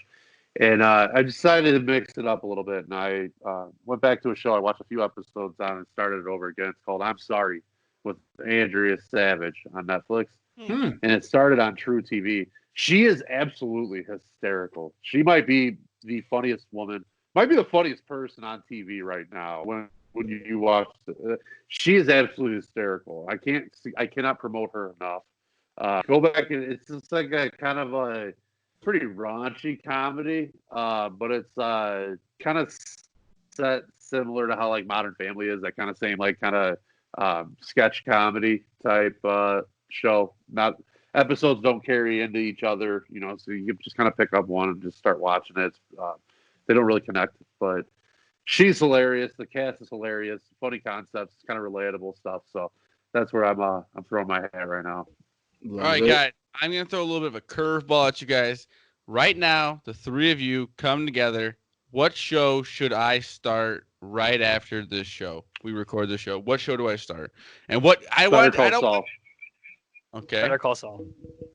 I'm going to go completely against the grain. Designated survivor. I don't know how crazy you'd be about it, but the action in it, aside from the politics, it makes it pretty solid. And I'm a big Kiefer Sutherland fan. I'm gonna watch Better Call Saul. I've never seen Better Call Saul, so I can't vouch for it. Man, Better did Call you? Saul is phenomenal. Oh, I'm pumped for the season finale on Monday. I'm only through 3 how seasons. about Okay, I just started No We're done spoilers. We're done talking on that. No, absolutely no spoilers. Season Okay. 5 finale is Monday night, and I'll be caught up all the way. I'm so jacked up. And it's a slow build, but it's a great payoff. So there's people's opinions I trust that this might be as good as Breaking Bad was. Oh, that's going to be a tough hill to climb. That's crazy. All right, Boomy, what are yours? Mine, I'm going to give 2 throwbacks that I've been diving into lately. I feel like I've watched everything on Netflix and Amazon Video. Baseball by Ken Burns is on Amazon Video, the greatest documentary ever put together. And I love watching it during the day, but what I especially love is I turn it on at night because Ken Burns' soft, soothing voice and the old videos put me right to sleep. No joke. I get 10 minutes in, boom, I'm out. If the lights are off, the comforter's warmed up a little bit, I'm out like a light. And then also, Third Rock from the Sun has been our choice of kind of old school comedy shows. John Lithgow, I think is his name. There was French Stewart, and then we were watching an episode the other night. Dennis Rodman made an appearance. But those 2, baseball, the Ken Burns documentary, and Third Rock from the Sun. 2, I can't promote those enough. I love them for some stupid reason. They're not even great, but I love them. Let's jump into it.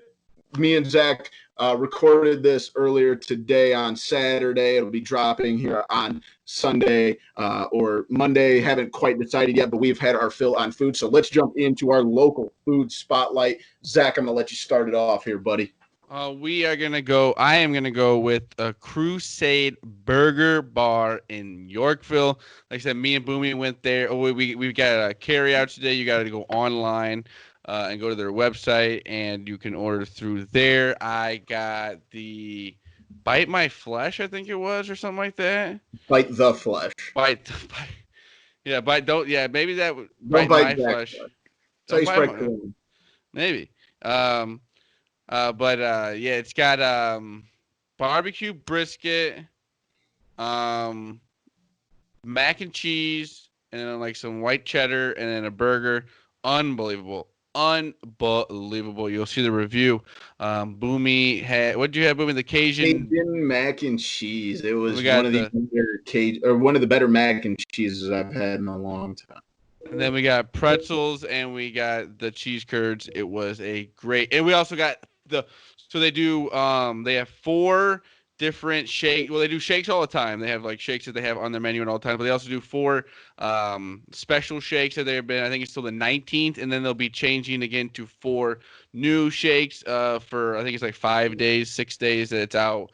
So they'll be changing that up. We did a full review on the 4 shakes that they had, the special edition shakes. So Crusade Burger Bar in Yorkville.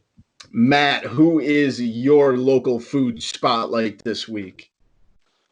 I'm going to go a little bit off the beaten path as my kind of mantra has been tonight, apparently. I'm going to go with actually a butcher shop as opposed to a restaurant. And it's going to be Reed's Meat Market in Elburn. It's right down the street from where I live. I'd be willing to say that it's the best meat market in the state of Illinois. It might possibly be the best one in the United. The selection that they have is phenomenal. Every steak you get from there is going to be one of the best cuts you've ever seen in your life. The ribeyes, the boneless ribeye, the bone-in ribeyes, they're phenomenal. Amazing. Their specialty is probably their beef jerky. That's probably what they're most known for. You can go in. They have various different flavors.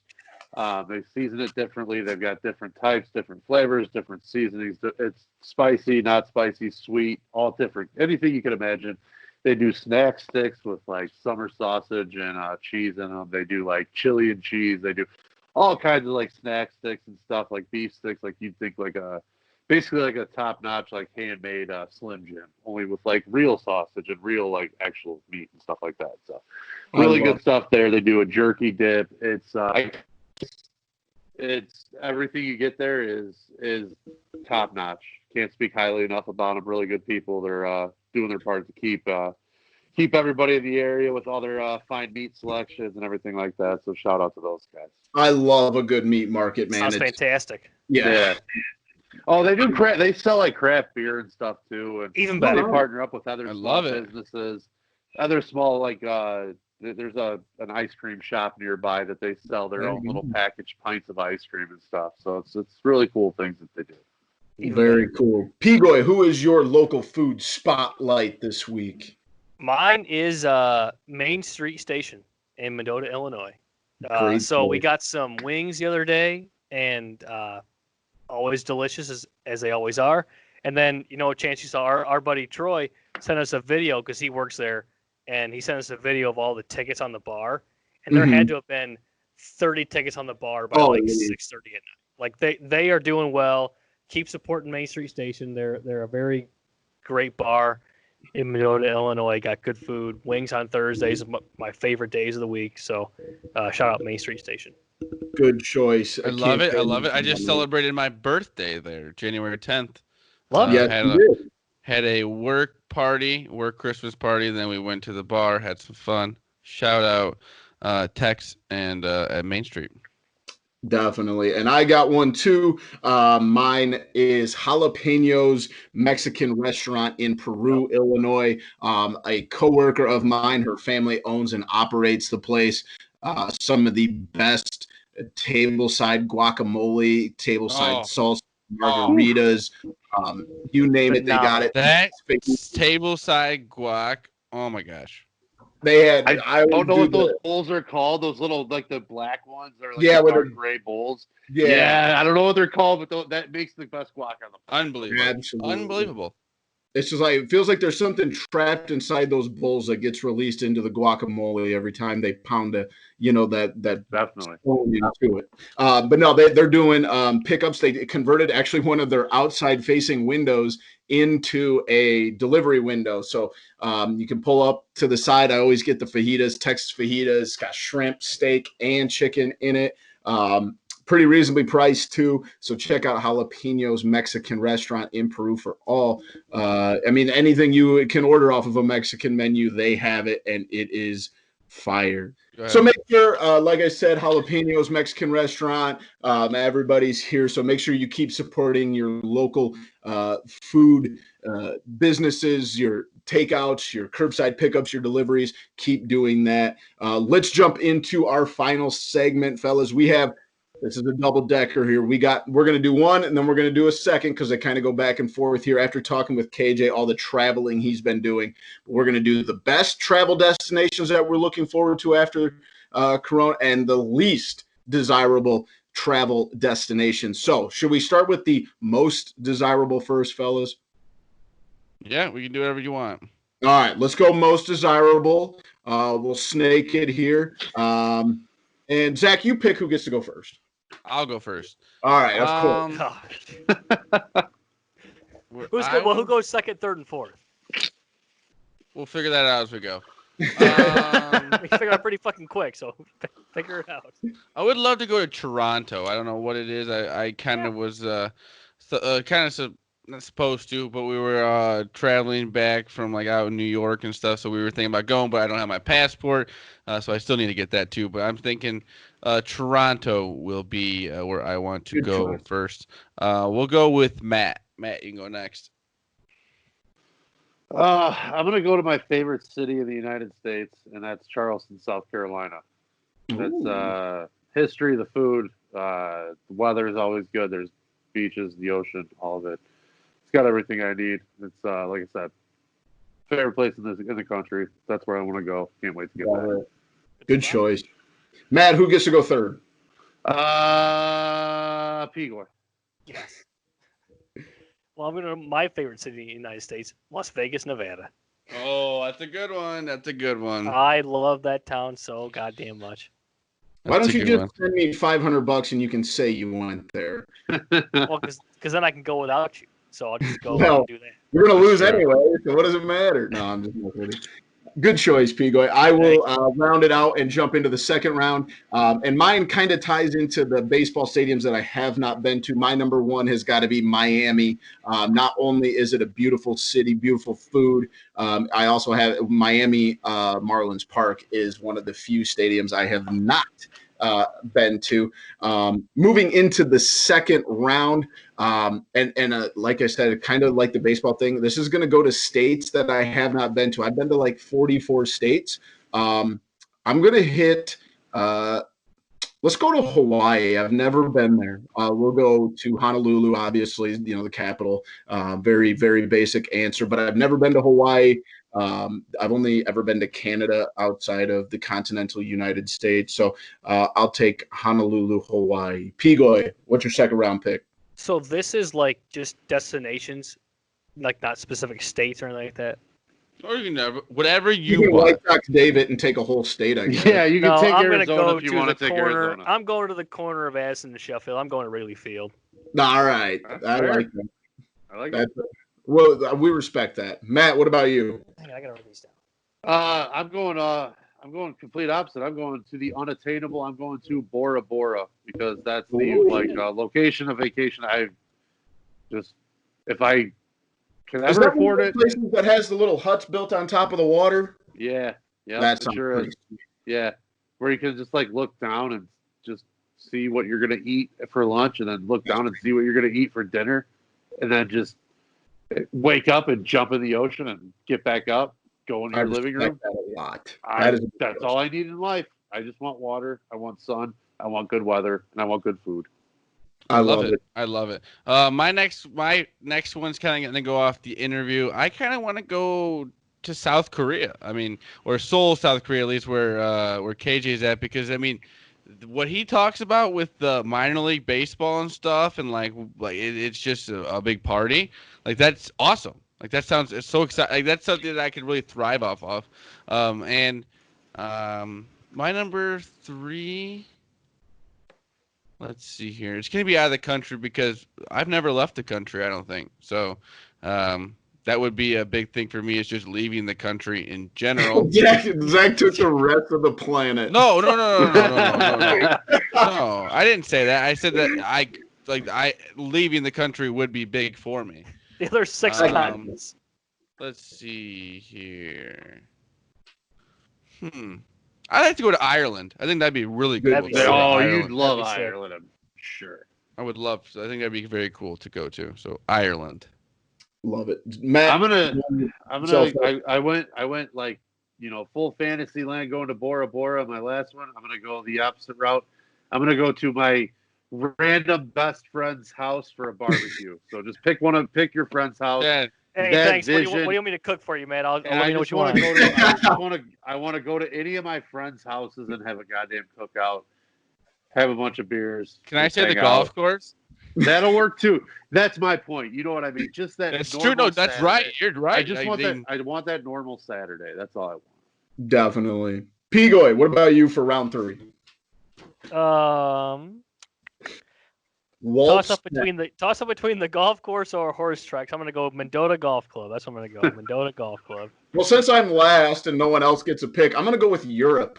The entire continent. Just take no one else picked it, and I'm the last one. I'm the last pick in the last round, so I can do it. You have to travel around Europe. I really Europe. want to go to Europe. I want to do. I just want to do like the hostels and stuff, but I've seen the movie Hostel. I'm not doing that. But I obviously teach history and teach a lot of European history, and would love to go over there. But here, this is going to be even more fun, fellas. Let's get into the least desirable travel destination. No, I don't think we should do travel destination. I think we should do like places to go. Yeah.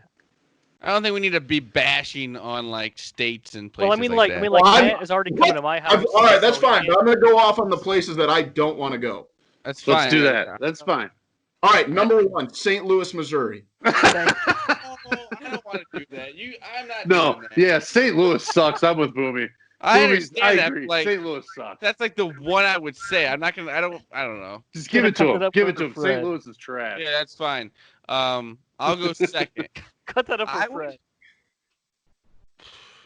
Movie theaters. Oh, you stole my one. Movie theaters. God Like, dang it. Movie theaters That's are the going to be a first round place lock. like to getting the popcorn, everyone getting their own pop. Like, Oh, God, really you're hitting the think same about it pump. right now. You're Yeah. hitting the same oil pump as somebody else. Touching And shit. the same seasonings and grabbing the straw dispenser. You're hitting the thing, and the first one comes out. And you, oh, no, I'm with you. Movie theaters was an absolute lock. Slam dunk. All right, Matt. God, I can't believe you stole that one. I stole yours. You can go I'm next. so pissed. I don't even know what I don't even. I'm rattled. I didn't have another one for the first round. This will be tough for me too. I'm just gonna say. Oh God, I'm at a loss. I'm so thrown off, dude. I never thought movie theaters was gonna go. Did not think movie theaters was gonna go at all. That's what I've been thinking about. It's like stuff like that. You know like, what? I'll never go again. I'm dominating this work from home thing. I'm gonna say my own office. Hey, there we go. Okay. That's number one. My own office. I love working from home. I'll say that. I love it. I love it, man. I love it. Pigoy. Oh man, I'm trying to think of, like, germ factories, like probably schools. Those probably still fill with germs. They can't get them things cleaned ever. So I go with schools. And you got a wraparound pick? Yeah. Gas stations. Yeah. But you still go there. Well, yeah, because I have to. Like, 'cause I want to. Oh, okay. I need things like gas and alcohol, and yeah, You do need both of those, yes. that's about all I need. Matt. All right. As much as I said I don't like going to my office, obviously, because I like working from home, I did have to stop by there today to drop some stuff off. And on my way there, I passed the water park in Yorkville. Oh, yeah. And I thought to Oh, myself, fuck that. That's a I good thought one. to myself, Fuck there is no way in hell I'm going to a water park anytime soon. So sorry to those guys. I hope they stay busy. It won't be my money right. that's being used there. So, though. dude, we were supposed to go to a water park for our little guy's birthday in June. Like, that's not happening. Yeah. Guys, Nope. I mean, Just- it's when like I say Nope. this is going to be one of the more obvious ones. Chuck E. Cheese. See you later. Shit pizza. Unless you knock down every single place and rebuild it, like, I'm not going there. I can't go. Like, no. Wait, you think about this. Like, Roan said this on the Yak the other day. What do you do with a ball pit? Like, what do you take all the? You just put new ball. Like, what do you do? I wanna You watch the just, those are Halloween. everything is infected with germs in that place. There's nothing in a Chuck E. Cheese that's clean. I mean, Well, it's since clean, but the germs Yeah. are. It's just crazy. I'm with you. I'm with you there. Since I completely misinterpreted this, I'm just going to stick to my topic and on my list of places I don't want to go. And I am going to still pick the stinkiest place I've ever been in my travels through the 44 states. San Francisco, California stinks. That place smells like a He's butthole. just picking states. He's big in face. Like we even talked about this. We didn't say travel destinations. Hey. We said places. That I'll let place you smells go. so bad. I San don't Francisco. ever need to go to San Francisco. You have There was another a one. good pick. I'm not. I can't say Booby's wrong here. I can't say he's wrong. I San understand Francisco smells so bad. one. All right, before I make my pick, Boomy, if I don't pick this, do you know what I want you to pick? I don't know. Stick with your theme of cities. Milwaukee? You might be correct. So I will not pick that. I will pick. Hang on. Let me get my wraparound pick. Decatur, Illinois. It's the biggest dump I've ever been. All right. Decatur, Illinois is a dump. The definition of a dump. That place stinks. All right, then I'm taking Milwaukee, Wisconsin. So there we go. All right. Well, then me and Matt still have one left, right? Yeah. Yep. Yeah. I'm gonna go with. No, I think you had the first pick, right? You can So go. I go. Illinois. I think It's I off the go. rails already. I screwed this whole thing up. We So fucked this thing up so bad. I'm gonna go with the subway station. Oh, yeah. That's a really good choice. There's no one good in a subway station You right mentioned now. the fucking sorry. blue line in Chicago right now. Oh my god! If you go to the subway station, you're basically just like, please give me Corona. Here's my ticket. I will take Corona now, please. It's easy. Martial arts, karate. See you later. like oddly specific. No, what I mean is like you think about it, or even like martial arts, like UFC. Like how is that still going to be like a lot? Like that's so MMA. Fight Island. Human contact. Fight Island, man. A lot of human contact there. MMA. What about and I know this sounds sad, and this just came, but what about sporting events? Oh, that's. I didn't want to say it because I don't in want July, when it's 102 degrees, that's everybody's sweaty and sitting on top of each other. What? No. I'll take that any day, every day. I thought you meant it's sad that there's alcohol not kills everything. Alcohol kills it all. It's true. I mean, what are you talking about? I just brought up a suggestion. All right. I understand. We're in a time with no sports. I know. I was just throwing ideas out there. But that is our show, episode 67. Like we said, the Taj Gibson episode of Typical Chicago Fans. Thank you first and foremost to our sponsor, Lodi Tap House. Make sure you call either the Maple Park location or the Utica location. Check them out on Facebook. Order the food curbside pickup. Get yourself a growler or a crowler full of beer to take home to mix up your intake from Bud Light, Busch Light, or something craft, something from Illinois. At Maples Park. Yes, at Maple Park, and get your food from Utica. But like we said, head over to their Facebook, like their page, call the stores, get your food, get your T-shirts, get your hoodies. You cannot go wrong. There's nothing bad that you can do with them. So head over and check them out, Lodi Tap House. Anything else, boys? Keep supporting local businesses, restaurants, stuff like that. Like I said, we're going to figure out here in the next week or so if we're actually going to be done with this on May 1st or unfortunately most likely extended a few weeks or so. So we have to keep this going, just keep supporting local businesses. Ooh, one more thing. Absolutely. So my book has the odds for the NFL draft #1 pick. Who will the #1 pick hug first? Mom, dad, girlfriend, friend, or sibling? How are you going to tell between the friend? I mean, I guess you'll know his sibling. But well, mom and dad are both -110. Take them both. Just break even. Mm-hmm. Yeah, what the hell? Why not? It's a terrible bet. What if it was a double hug? Like they both hug at the same time. Yeah, what if you get both I might take the friend at +700 and just kind of ride it out. Bad odds. Well, from me at Boomy TCF, Zach at ZLilia TCF, Pat at Pigoy or TCF Pigoy. I always screw this up. Yeah, sure. Let's go with that. Yeah, TCF Pigoy and Matt Schoolfield at schools_01. Thank you for listening. Head over to iTunes, subscribe, rate, review, Spotify, follow there. Head over to all the social media, Facebook, Instagram, and Twitter. Type in Typical Chicago Fans and subscribe to the YouTube page. Thank you for joining us for episode 67. We love you all. Peace.